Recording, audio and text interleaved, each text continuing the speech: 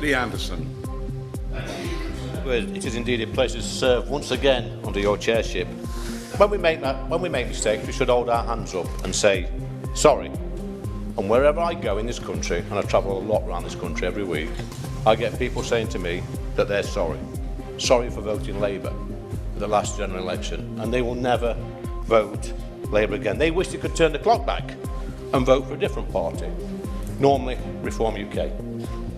And sometimes I get some people saying, you know, the odd lunatic might say they're going to vote for the Green Party. We get that. They're usually recaptured very quickly. But there is a glimmer of hope, Sir Edward, at the next general election, because this lot over here, they'll all be looking for jobs. But of course, most of them, looking at them, are unemployable now. Absolutely unemployable, unless they fancy a job as a bailiff. Because let's face it, all they've done over the last few years, 18 months, is gone into people's houses and take stuff off them, usually money from people's pockets. Absolutely disgraceful. They can shake their heads and grin if they want. They will not be forgiven, mark my words. Just imagine their next job interview when they're down at the job centre in a couple of years' time. And the interviewer, the advisor, says, what have you been doing for the past couple of years? Well, I can sum up their achievements already. For the past few years, they worked for an awful dictator.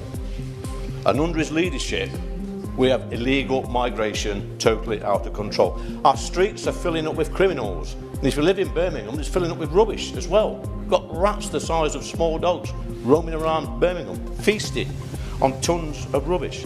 This government, Sir Edward, have stolen money off the workers by not increasing the income tax threshold, something they promised they would do. And they've given this money to the shirkers. And by the shirkers, I mean these are able-bodied people.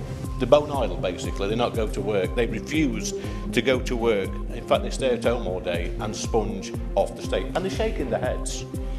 Is there any way back for Sir Keir Starmer, or is he a dead PM walking? I think the only thing that Keir Starmer can look forward to, really, Martin, is that look behind himself. Actually, is his own backbenchers and possibly his frontbenchers. I can't see anybody replacing him. To be honest, at one time there was muted about Angela Rayner replacing him. She's sort of gone missing. West Streeting is sort of slithering about in the background. He could be ready to launch the old dagger in the back, but I'm surprised. He said he had a popularity rating of 11%. I'm surprised it's as high as that at the moment, Martin, because everywhere you go in this country, as a politician, people talk to me wherever I go, and this man is despised. I think he's the most despised Prime Minister in history. I think he's cowardly. He U-turns on everything. He bends to his backbenchers all the time just to save his own skin. He's a dead man walking. I think his time is probably up after the May elections this year, but I dread to think who's going to replace him. Breaking. Just US Argo, the House of Commons erupted into chaos. Reformux Lee Anderson stod before Parliament and delivered the most savage attack on Labour in living memory. He called them traitors. He called them thieves. He told them they would I be unemployed within 2 years. And he did not stop there. Anderson looked directly at Labour MPs, pointed high his finger, and told them to untie hats and shimmer. Social media exploded within minutes. The clip has now been viewed millions of times across the world. Right now, Keir Starmer is facing the most dangerous moment of his entire political career because of what Lee Anderson exposed in that chamber is submitting the government never wanted the British public to hear. This is a speech that has shattered Westminster, and the fallout is only just beginning. The atmosphere inside the House of Commons was tense. MPs on both sides of the chamber could fail it. The meeting was about to happen, the meeting that would change the political conversation in Britain for weeks, perhaps months to come. And Lee Anderson rose to speak. The Reform UK MP did not waste a single second. He did not offer peace entries. He did not smile. He looked directly at the Labour benches and began with words that would be heard by millions across the nation. He started with an apology, but not his sound. Anderson told the chamber that where for hate travels in this country, people come up to him and say sorry. Sorry for voting Labour at the last general election. Sorry for believing the promises. Sorry for trusting Keir Starmer. And they tell him they will never make that mistake again. Te wish they could turn back time and vote differently. Most of them say te would vote reform. Occasionally, so meone says te mich vote green, but even ten, te are uso alle recapped oort very quickly. He said, the chamber mom oort, but Anderson was not finished it. He told Labour MPs that there was a glimmer of hope for the country. At the next general election, every single one of them would be looking for jobs. He stared directly at the government benches and delivered highest brutal assessment. Most of them are unemployable. He said, absolutely unemployable unless they fancy a job as a bailiff. The words it like a hammer. Labour MPs shook their heads. Some grinned nervously, but Anderson continued without hesitation. I'll have done for the past 18 months go into people's houses and take stew from them, who so all money from their pockets. Absolutely disgraceful. The tension in the chamber ached a breaking point. Anderson raised his voice and issued a warning that will haunt the Labour Party for years. They will not be forgiven, he said. Mark my words. He painted a picture of their future. Imagine their next job interview. Imagine them sitting at the job center in a couple of years. Anderson answered for them. For the past 4 years, they work for an Aufruhr-Diktator. Under HES leadership, illegal migration spiraled out of control. The streets filled up with criminals. And if you live in Birmingham, the streets filled up with a mating as a tour rubbish. Raadse Sieze of small dogs roaming around, feasting on tons of garbage. The imagery was shocking. The delivery was relentless. Anderson toned highest attention to what he called the greatest betrayal of the British working class.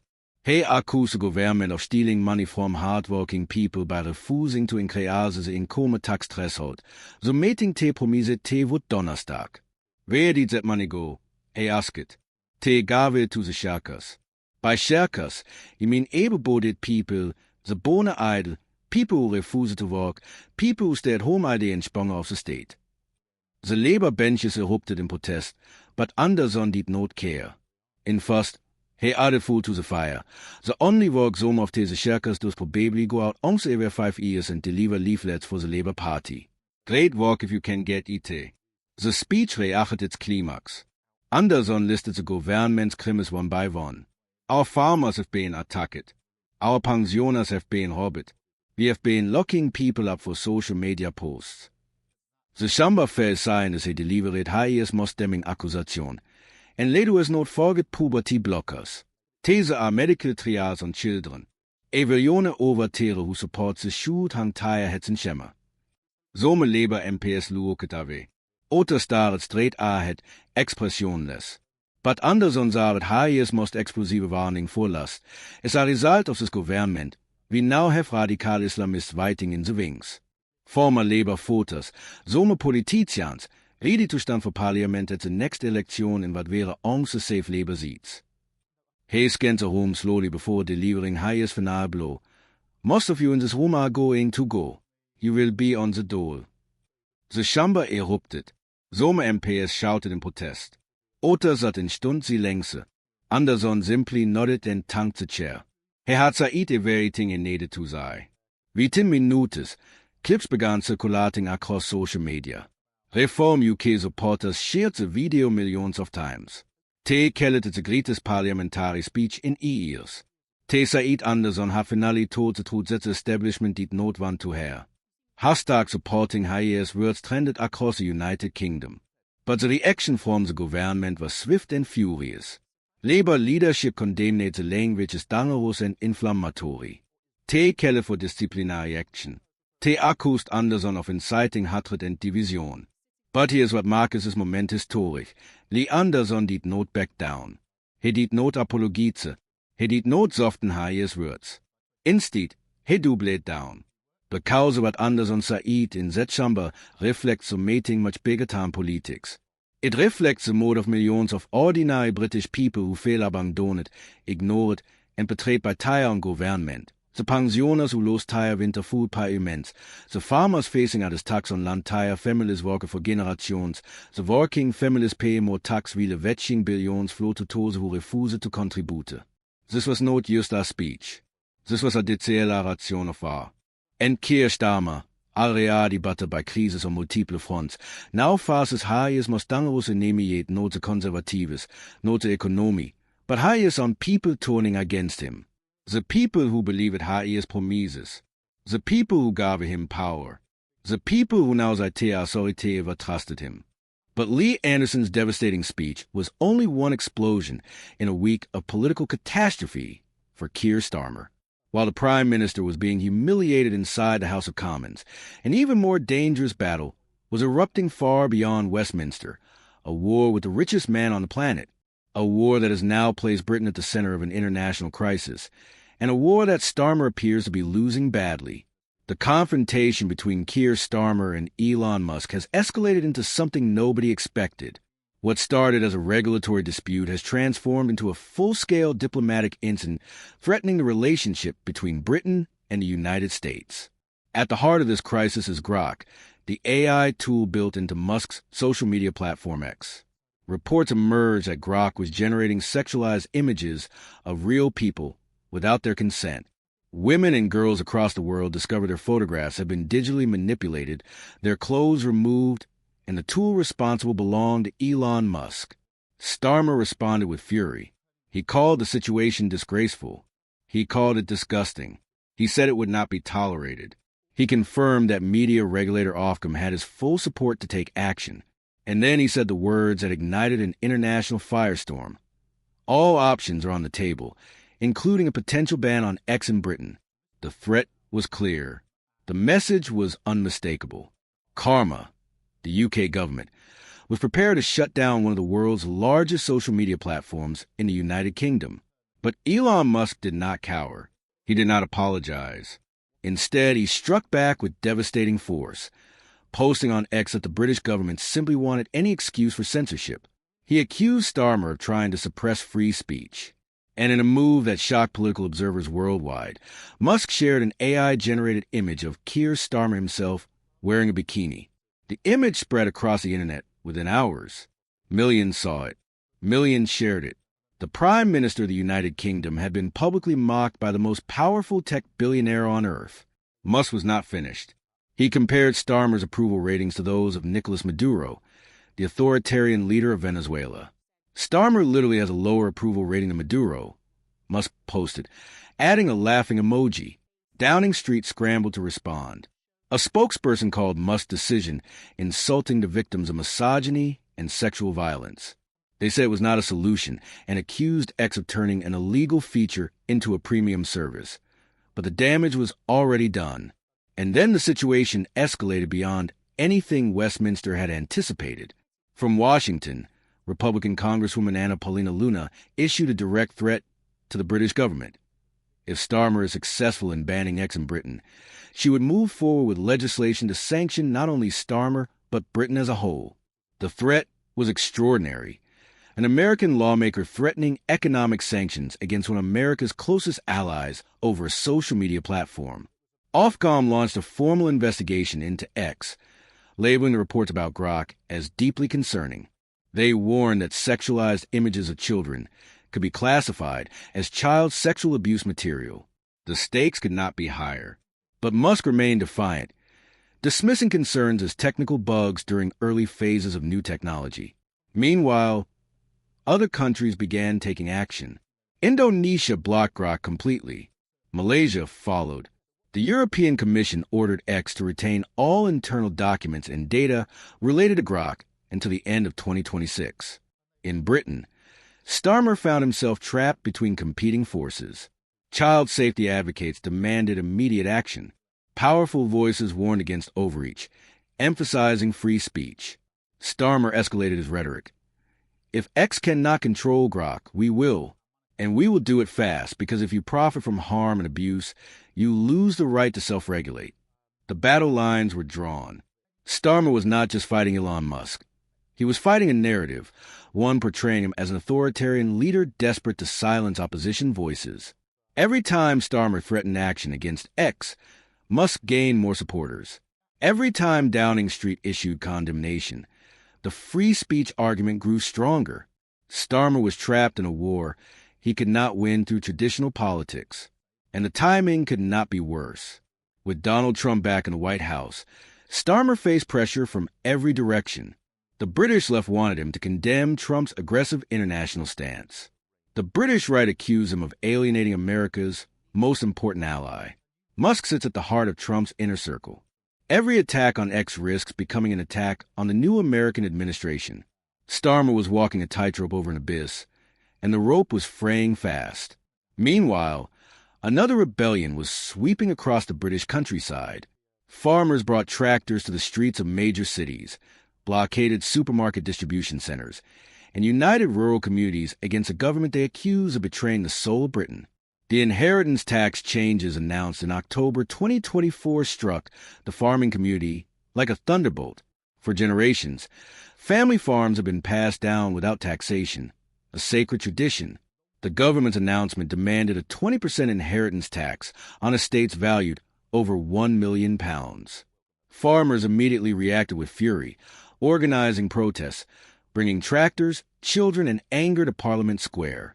Jeremy Clarkson called the changes a hammer blow to British agriculture. Tom Bradshaw, president of the National Farmers Union, warned of the psychological toll. Protests spread nationwide. Tractors blocked major roads and historic streets. Farmers made their message clear. They would not be ignored. They would not be silenced. They would fight for their survival. The government's initial response only deepened the wound. Ministers dismissed concerns, arguing only around 500 states would be affected each year. Farmers rejected this characterization. They were not super-rich tax avoiders. They were working families struggling to keep food on tables. Protests intensified, targeting supermarket distribution centers, with signs reading labor out. Finally, on December 23rd, ministers announced a concession. The inheritance tax threshold for agricultural relief would rise from £1 million to £2.5 million, protecting around 85% of estates. But for many farmers, it was too late. Families had already restructured ownership. Trust in government was shattered, and anger had not subsided. This crisis represents something much larger than inheritance tax. It represents a complete collapse of trust between labor and rural Britain. Farmers face rising costs, trade disruptions, climate change, and now the threat of taxation on their life's work. Reform UK and Lee Anderson have seized on this anger with ruthless effectiveness, positioning themselves as champions of the forgotten Britain. Every tractor protest strengthens their message. Every government misstep proves their point. The next general election may still be years away, but the ground is already shifting beneath Starmer's feet. His troubles extend even further, with international challenges, domestic rebellions, and a growing perception that he is out of touch with ordinary voters. Lee Anderson's speech captured the mood with brutal precision. When he told Labour MPs they would be on the dole, he was articulating what millions of British voters now feel. Red wall constituencies that delivered victory to Boris Johnson in 2019 are slipping away. Voters see metropolitan elites who do not understand their lives. Politicians promise change and deliver more of the same. A prime minister lectures about climate change while energy bills soar. A government takes money from pensioners and gives it to people who refuse to work. Nigel Farage and Lee Anderson understand something Starmer does not. Politics is about emotion, identity, and making people feel seen and heard. When Anderson speaks, he is voicing the frustrations, fears, and hopes of millions. The tractors may have left Parliament Square. Debates may shift, and the war of words with Silicon Valley may pause. But the forces driving this crisis have not disappeared. They are growing stronger, finding new champions, and preparing for the battles yet to come. Lee Anderson warned Labour MPs they would be on the dole. Whether that prediction comes true depends on choices that have not yet been made, but the warning has been delivered. The countdown has begun, and the people of Britain are watching more closely than ever